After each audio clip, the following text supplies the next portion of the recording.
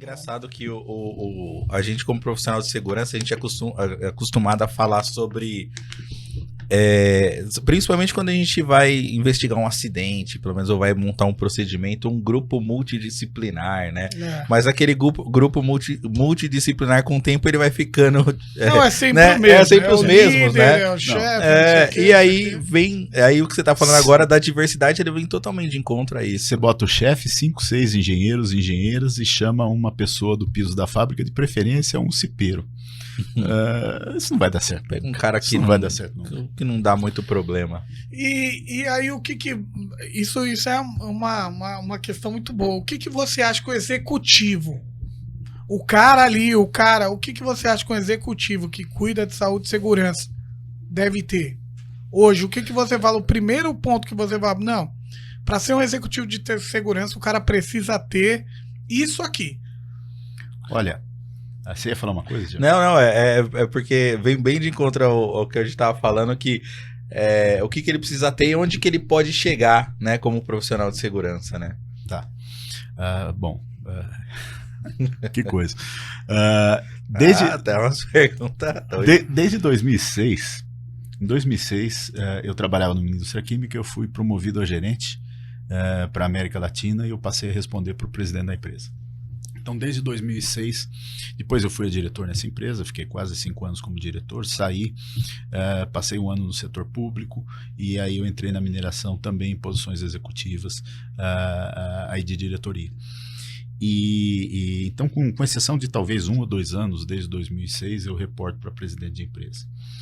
E eu acho que 2 coisas. Primeiro, um executivo de segurança, ele tem que ter paixão.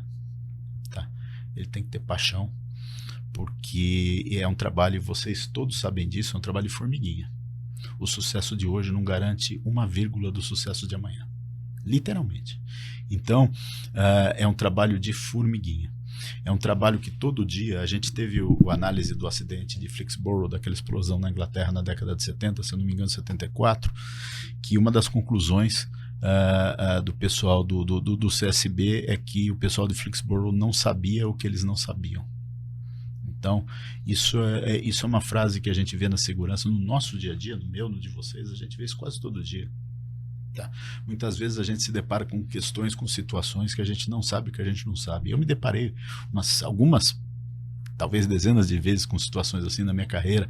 E então, uma outra coisa, além da paixão de saber que errou, vira a página, aprendeu e toca para frente, princípios do Hop.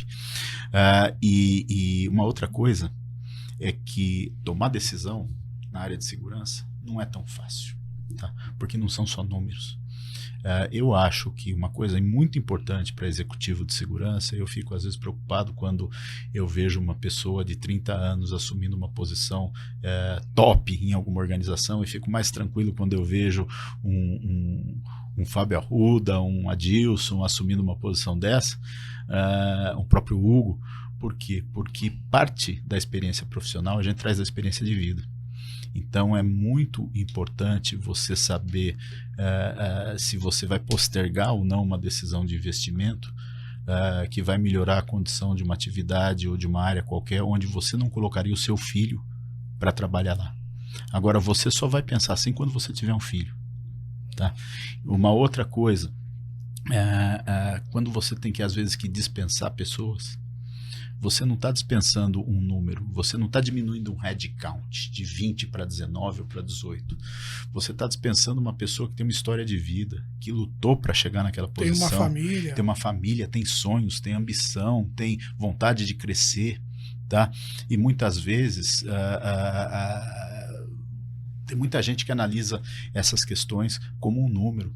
Eu me lembro de uma história numa empresa que eu trabalhei em que a gente tinha que reduzir um número de pessoas, e é amigo meu até hoje, e uma das pessoas chegou com uma planilha de Excel e falou: olha só, eu consegui, mostrei aqui, vou reduzir tantas pessoas, e você, o que você vai fazer? Respondi para ele: eu vou reduzir as pessoas que eu tenho que reduzir, mas eu não estou sentindo nenhum orgulho disso. Tá? Então, eu vou fazer a minha parte, eu sou gerente dessa empresa, o resultado financeiro não foi bom, a gente está promovendo uma redução de pessoal, eu tenho que participar desse processo por dever de ofício, mas eu não estou nem um pouco contente, muito menos orgulhoso com isso tudo que está acontecendo. É a vida, então a gente precisa aprender, e aonde um profissional pode chegar? Hoje, eu acho que existem ainda posições executivas muito legais, e eu acho que o caminho, em algum momento, ele sai do estudo da segurança e ele passa para o estudo de outras habilidades ou os tais dos soft skills. Sim. Então você tem que ser uma pessoa, você tem que saber de projeto, tá? Eu estou agora entrando um pouco mais fundo nessa área de entender a dinâmica ou a relação das metodologias de gerenciamento de projeto com a questão da segurança no trabalho. Por quê? Porque tudo na segurança é um projeto. Uma outra habilidade que eu acho super interessante é a habilidade de entender alguns aspectos psicológicos e como essa questão de fatores humanos funciona. Agora, entender é diferente de escrever. Tá? Por quê? Porque o engenheira de segurança do trabalho, a gente não estudou psicologia. Então, a gente escrever sobre psicologia, eu fico um pouco com medo disso. Você pode ver, eu nunca escrevi nada de psicologia, Thiago. E por quê? Porque não é minha praia. Simplesmente por isso, não é minha praia é engenharia. Então, eu fico um pouco preocupado quando eu vejo uma pessoa, por exemplo, o Adilson estudou para escrever sobre psicologia. Então, ele consegue entender e escrever, mas eu fico um pouco preocupado. Eu vejo muita gente falando de fatores humanos, muita gente dando curso de fatores humanos. Você pode estar dando diagnósticos precipitados com base em nada, né? Com base em achismos, né? Pega o meu tornozelo, eu achei que eu tinha torcido o pé. Dentro da minha lógica e da minha experiência de ter jogado bola quando eu era mais novo e de ter torcido o pé algumas vezes, eu achei que eu tinha torcido o pé. Eu estava com uma inflamação grave no tendão de Aquiles. E eu quase me ferrei se eu não tivesse ido no hospital.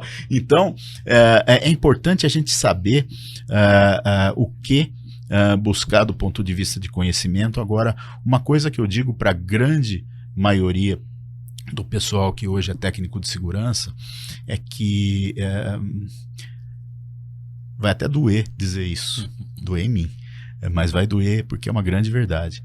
Diploma não substitui experiência, tá? Experiência na área da segurança no trabalho tem um valor incrível, tá?